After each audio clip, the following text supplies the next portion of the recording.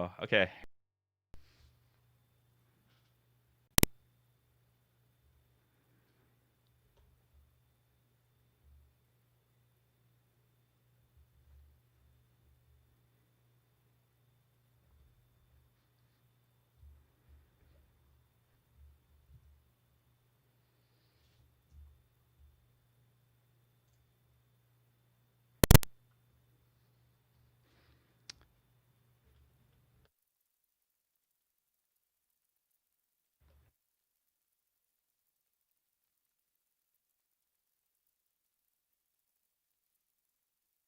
Well, good afternoon.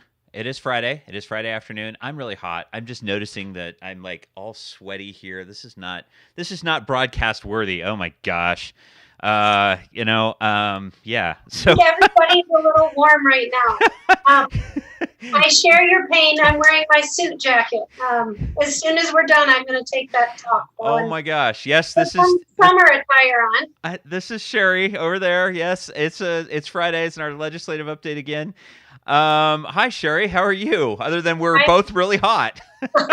I'm really great. Thanks for asking, Matt. It's great to be back and chatting with you. So this week has been an active week as far as legislature. Sounds like you guys have been taking some things up.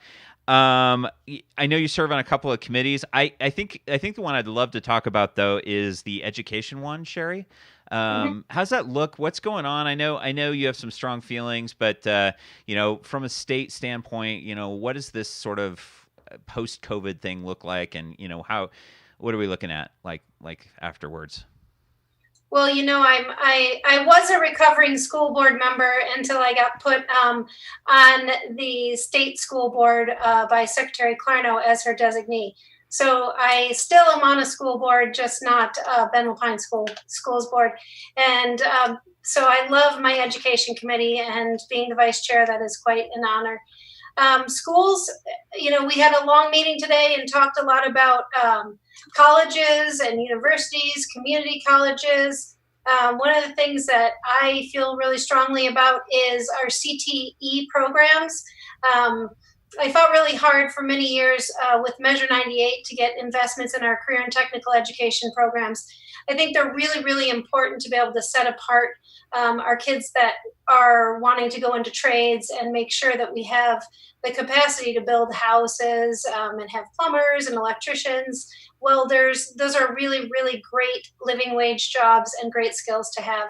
But our community colleges had to turn off their career and technical education programs through the COVID. And so I'm hopeful, and we heard today that they're working on a plan to be able to open those back up. And I think that will be really great as we are, construction doesn't seem to be slowing down, which is a good sign for Central Oregon. Right. I know. Was it here locally? That is one of them. The construction CTE. I know is definitely one of them.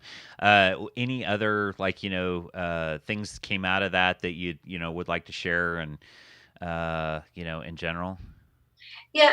So with education, one of the things that was talked about that I advocated for in a letter a couple of weeks ago to the governor is investments in broadband. We have $1.62 billion that was allocated to the state of Oregon.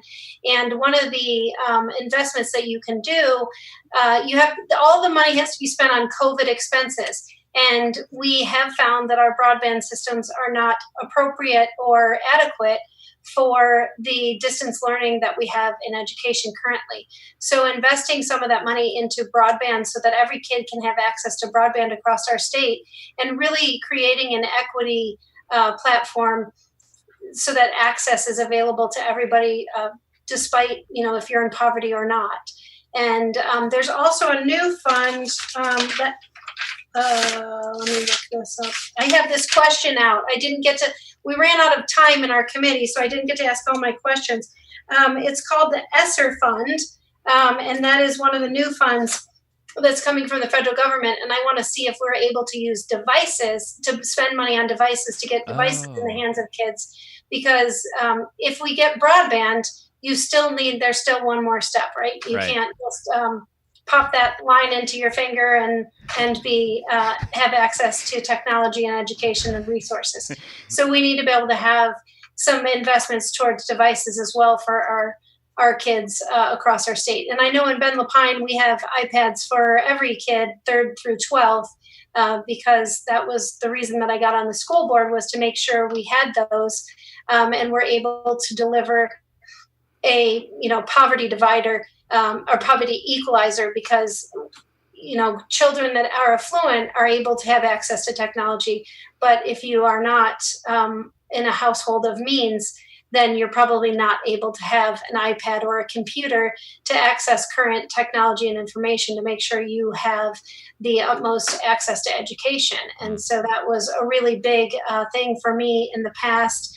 Nori Juba and Peggy Kincaid and I worked on that. And so that's a really proud accomplishment for me. But I never thought that the COVID would be what we were preparing our kids for, was a pandemic. That was never one of my thoughts.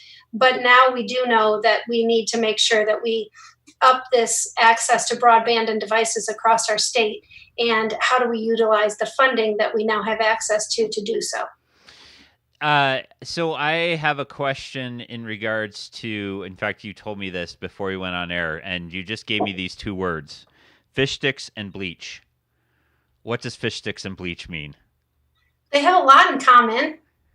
Well, they do. One you eat, and then the second one you clean up after you eat. So, but what does this have to do with post-COVID? So last night I had a Zoom conference with Alyssa Chatterley from the governor's office. She's in charge of childcare, and also Miriam Calderon, the executive director of the Early Learning Council, and as well as our local folks. And we talked with our providers that are our Spanish-speaking daycare providers, and I wanted to work with them to figure out how we keep all of our daycares in business. We often think of daycares in the lens of education, and while they do educate our children, they are some of the smallest margined small businesses that we have in our economy, and they're the most vital business that we have to restarting our economy. Before we went into the COVID crisis, we had 1 slot for every 8 children in Central Oregon for daycare. 1 slot for every 8 children. So we are considered a daycare desert. Our entire state, the state of Oregon, is a daycare desert as well. And earlier this week, you referred to the fact that I am on the Human Services Committee. In Human Services, we learned that up to 60% of our daycare providers will not be returning. And that is a really sobering, awful statistic, and we need to do everything that we can do to fix that statistic so that it doesn't become a reality. And so I convened this this Zoom call, which we're all fluent in Zoom now. We know how to mute and turn on our video and off our video. And on this call, I wanted to talk about how we sustain their businesses over the summer until we get to fall, which I think we'll see a little bit more will to be have a much more, I don't want to say normal, but what our schedule used to look like. And so I think that as they work through the summer, I think it's going to be a very difficult time for daycares just in general, because they won't see the business that they have lost from the spring. So I wanted to talk to them about their rent payments and their utilities so that we can advocate to put some of the funding that we received in the CARES Act towards stabilizing these businesses so that we can stabilize our economy, because they are some of our most important small businesses that we can preserve. So on this Zoom call, what I found out was their top concern was really around the supply chain, and that is not what I anticipated. These small margin businesses do not have access to a distributor like I do at my restaurants. So when I order something, I order it through a distributor, and I don't have as tight of a limit as you would have in a grocery store, because I'm providing large quantities. Now, there still are limits in distributors. I want to be clear that the supply chains have been very difficult to preserve, and those are still an inhibitor. But at a grocery store, when you go, you can only get 1 or 2 gallons of bleach. And so with that, you are they're unable to provide the cleaning that they need because they have to go to either. So there was about 4 women that said that this was a problem, that they were going and getting 1 or 2 gallons of bleach per day so that they had enough to supply. Also fish sticks, because they feed the kids fish sticks for their snacks or lunch, and proteins are also limited in our grocery stores. And so they're having a difficult time buying for the children that they're providing for and caring for, and loving them while we're not there and we're at work. And so they are really struggling to be able to fill in what they need. And so they're going to the grocery store every day. And I cannot imagine the difficult work that they do for as many hours as they do it, and then to have to go to the grocery store every day to get just cleaning supplies to make sure that you're able to do all the laundry that you need for naps, and bleach the floors and bleach the countertops and bleach the toys, and make sure everything is clean so that we don't have a COVID spread. And so then another wonderful woman spoke up and said, this isn't a problem. I just go to 5 grocery stores in one night. That doesn't seem like a good answer, actually. And, her honesty and, humility was very appreciated.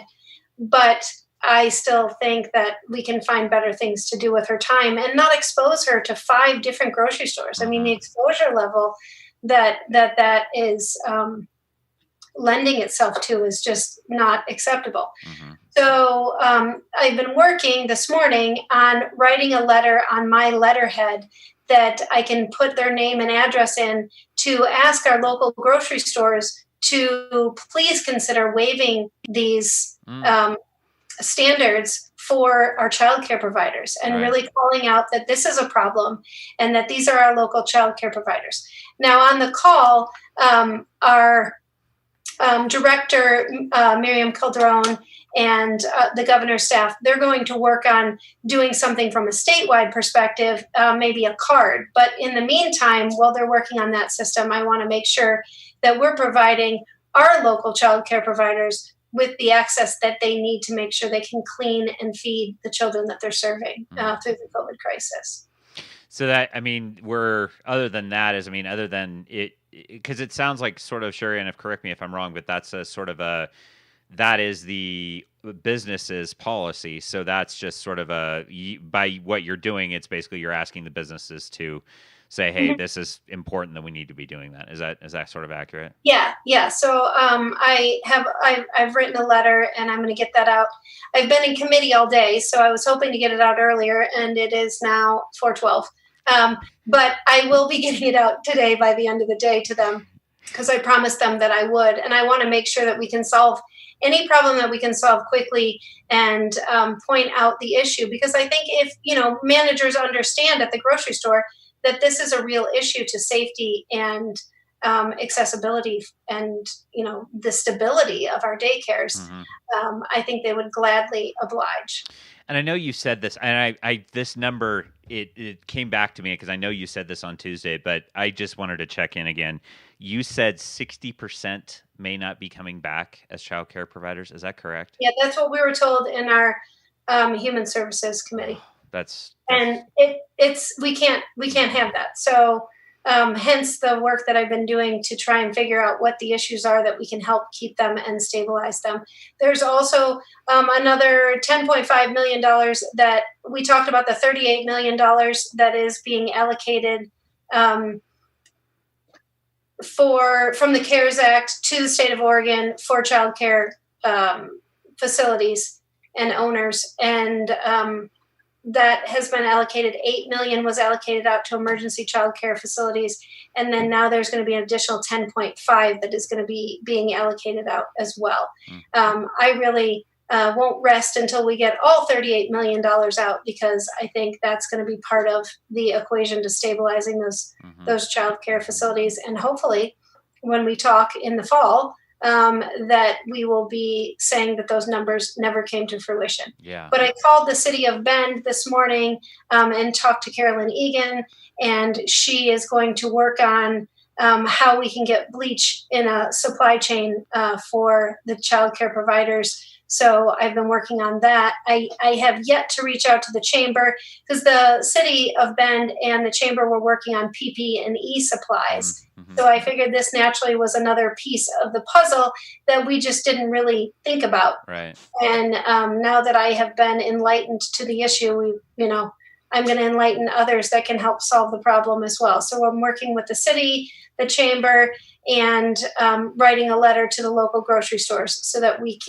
each provider can provide that letter on official state letterhead with an ID, and hopefully that will be honored. Mm-hmm. So that is part of it. The other part was they were talking about just how hard it is to get food, and I am reaching out to the Oregon Food Bank as well to talk to them about the grant that they received with produce, if they could package up some healthy snacks for our childcare providers that they could pick up, and that could shave off some of their costs. Because as I always say as a business owner, it's always about pennies and inches, not dollars and miles. And we need to save them some pennies, and we need to, get them some dollars as well to make sure they sustain their businesses. But if we can help shave off some pennies on their costs, I'm all about doing that. So I'm hoping that call is set up, and I'm going to work on that as soon as I can. So I have an answer I have a question that you don't have an answer for, but okay. I know you'll at least you'll give me the best answer you can. There was a meeting earlier this week as far as unemployment, and are we just sort of spinning our wheels at this point in time, or do you think that there's actually something maybe going on behind the scenes at this point in time, Cheri? Or are you hopeful, I guess, is a question. Well, I think that this topic hasn't been, there's been no shortage of this topic on our conversations, Matt. We've talked a lot about unemployment. There are so many folks out there struggling, and we are now in week 10, and it is just not acceptable to not have people have income to pay their rents, and there's my dogs again, pay their rents and get food on their tables. And it is, a top priority to make sure we do so. Since there was a hearing and there was a 45-page PowerPoint, and the questions were not able to be asked of the agency directors. And since then, I want to thank Chair Holvey he's going to be reconvening the business committee on Saturday to further the conversation. And I'm really looking forward to getting some more answers. One of the questions I have is, there is a little bit of a problem with a lot of people that has been happening now after people have gotten benefits. There was this place on the employer's portion of the form to say, when will you be calling your employee back? And a lot of people put May 1st. So you can anticipate what happened. People have been getting their benefits cut off because they are supposedly back at work. But when we filled out these forms for our employees, we had no idea when we would reopen or what reopening would look like. So, and what the supply chains would be like, and how that would affect our ability to employ people. And so I believe that with that, what's happening is we're taking people that have benefits and have already been through the system and then adding them to the workload again. So we're taking away benefits, and then we have to have the unemployment staff again work through their claim and figure out how to get it processed.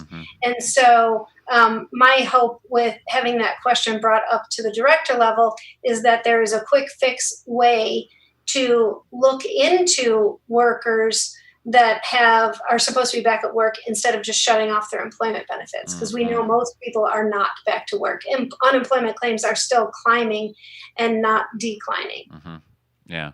So, okay. So it sounds like there's something, maybe tomorrow we might have some more answers, which is 9 to 12. Okay, good.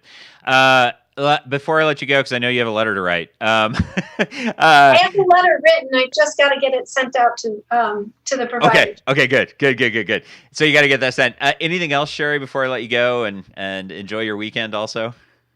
No, I think that we've got phase 2 guidelines that have come out today, and I'm looking forward to sitting down and working through those and figuring out where we stand as a community, and really looking into the data over the weekend of if we are seeing any spikes, because we talked about the fact that the testing for COVID is a lagging indicator just because of the way the disease presents itself.